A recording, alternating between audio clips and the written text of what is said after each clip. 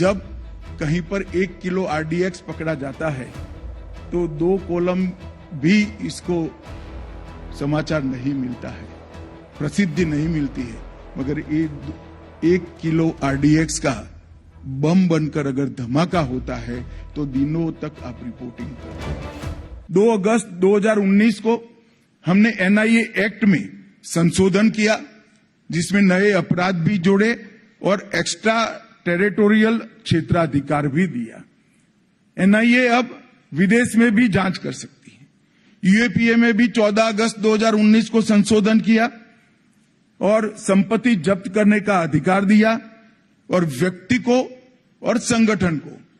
आतंकवादी घोषित करने का अधिकार भी हमने यूएपीए के तहत दिया,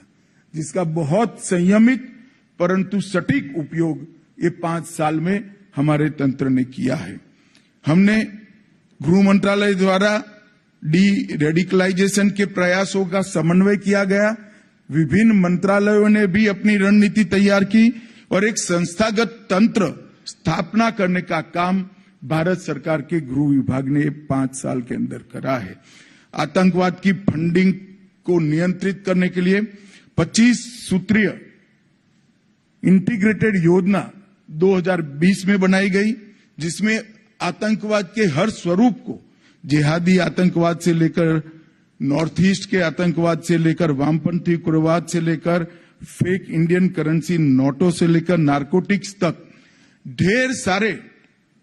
कदम उठाए गए। एफसीआरए से लेकर रेडिकलाइजेशन की फाइनेंसिंग से लेकर अवैध हथियारों की तस्करी तक 4 एजेंसियों में काम बांटकर सामंजस्य के साथ ये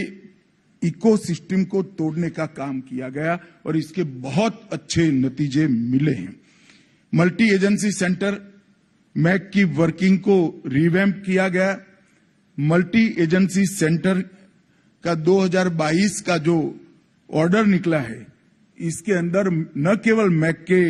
दायरे को बढ़ाया गया, इसको साइबर सुरक्षा, narco terrorism, gun running, organise crime network और उभरते हुए कट्टरवादी हॉटस्पॉट, इसकी एक कंटिन्यूअस मॉनिटरिंग की एसओपी भी बनाई गई, जिसके परिणाम स्वरूप ढेर सारे गुनाहों को हम होने से पहले रोकने में सफल हुए हैं। और जब ये मीडिया के मित्र भी खड़े हैं, मैं उनको हमारे अधिकारियों की ओर से एक बात बताना चाहता हूं कि जब कहीं पर 1 किलो आरडीएक्स पकड़ा जाता है तो 2 कॉलम भी इसको समाचार नहीं मिलता है, प्रसिद्धि नहीं मिलती है, मगर 1 किलो आरडीएक्स का बम बनकर अगर धमाका होता है तो दिनों तक आप रिपोर्टिंग कर रहे हैं।